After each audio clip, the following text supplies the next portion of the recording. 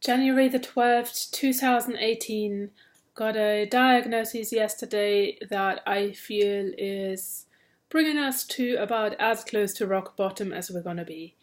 Hopefully no further down. There's always room for things to get even worse. Have a dodgy diagnosis about something growing in my abdomen.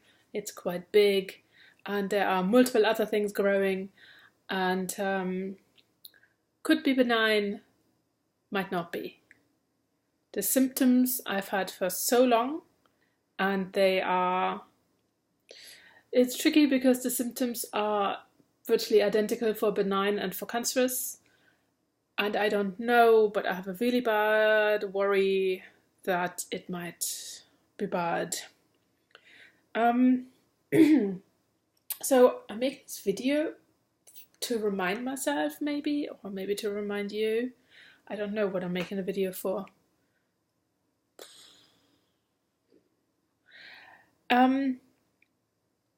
It apparently never really got quite bad enough for me to change life and fix it somehow. It never seems to have, I never found the moment to change how I'm approaching life, and it co-created a life in which I'm just constantly struggling. And it's not all my own fault. There's lots of contributing factors coming from the outside I have no control over at all.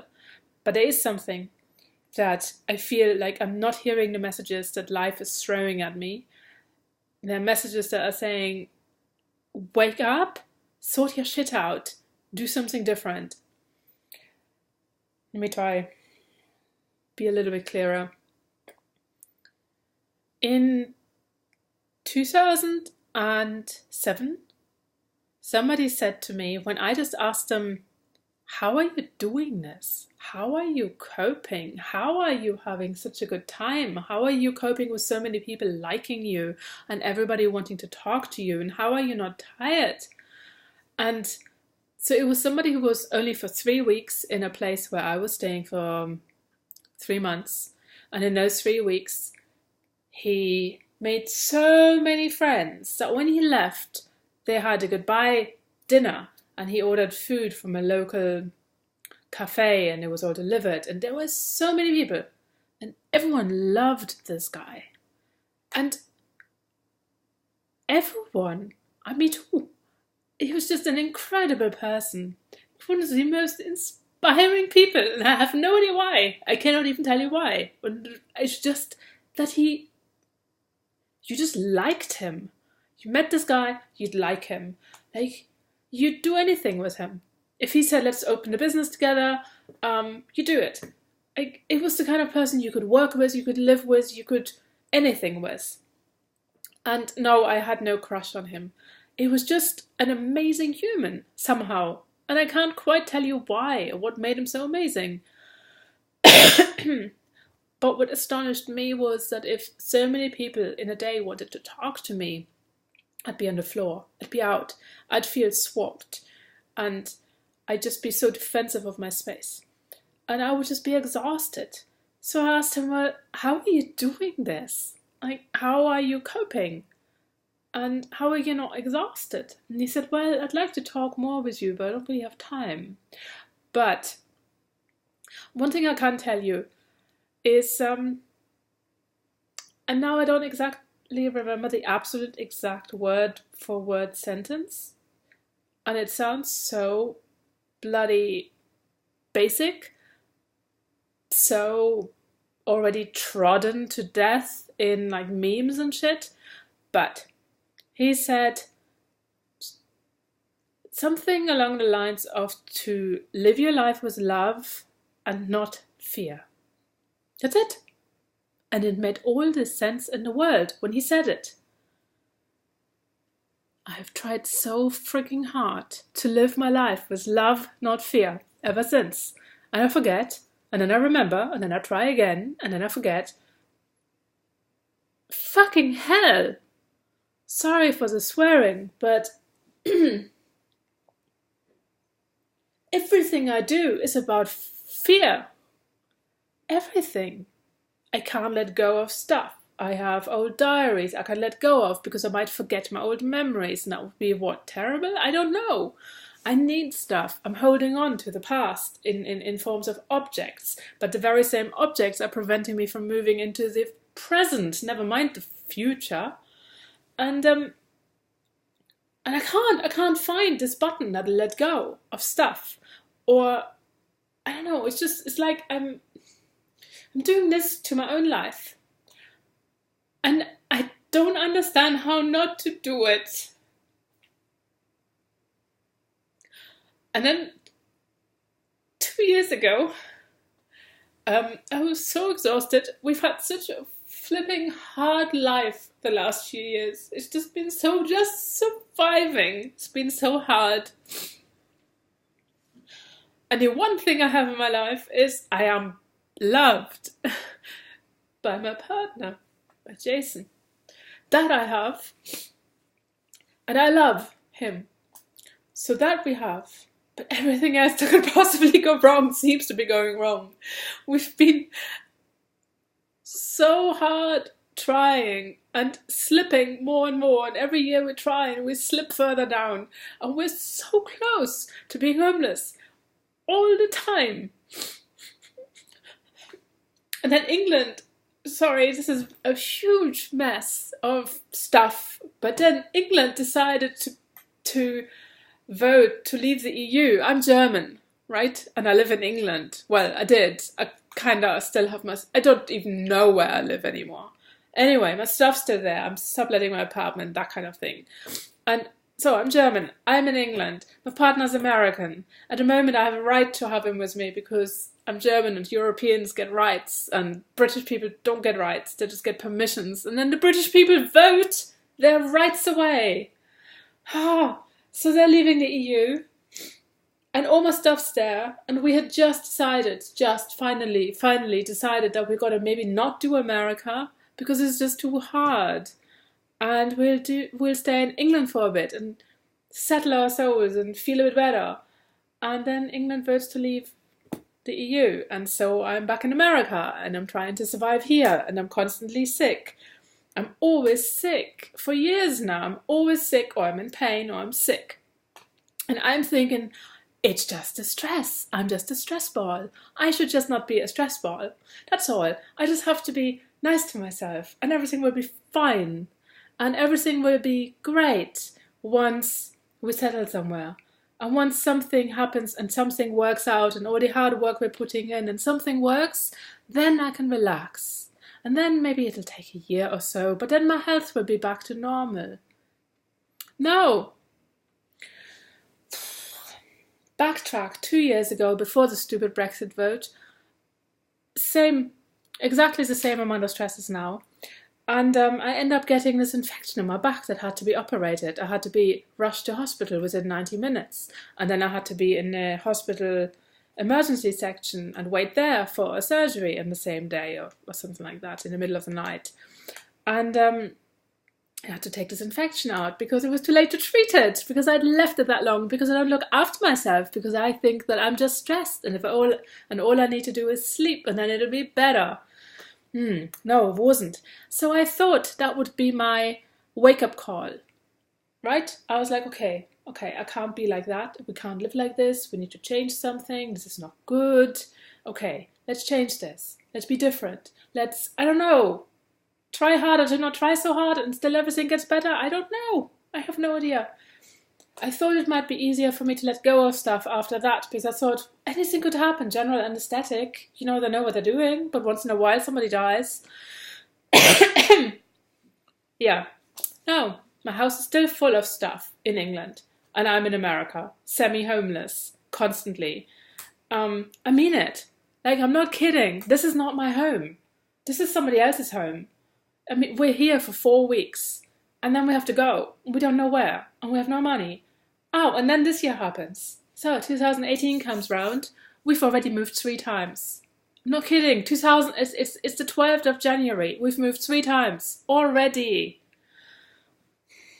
We're not lazy. We work really frigging hard, but we're also really, really, really, really burned out and exhausted and just can't keep going. And so everything we do has like 10% effect, because you're just paddling pathetically in the ocean of life.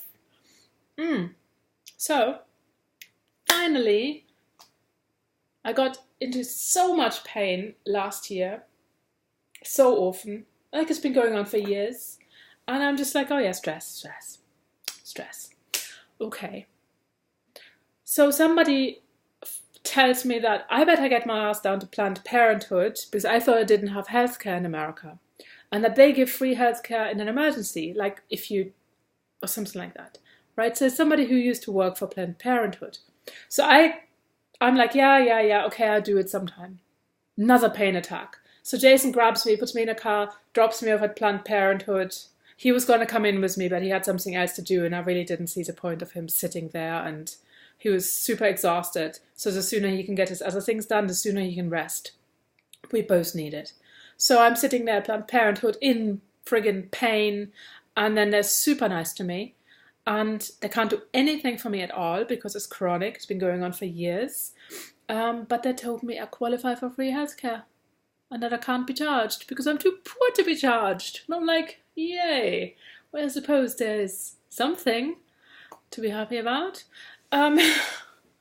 So, yeah, they give me a list of places I could go to that should be able to look at me and investigate what's going on. And if it's really bad, I should just go to accident emergency, and that they felt it was so bad that maybe I should just do that. And I was like, yeah, okay. And I went home. Not my home, naturally, right? Follow along. So went back to wherever we were staying then, carried on being in pain, eventually kind of passed because it goes away once in a while. So I went away and he came back, and I'm back on the bathroom floor for a couple of days, and eventually Jason sees me there. So basically it's like this. He works way too hard and never gets a break, ever.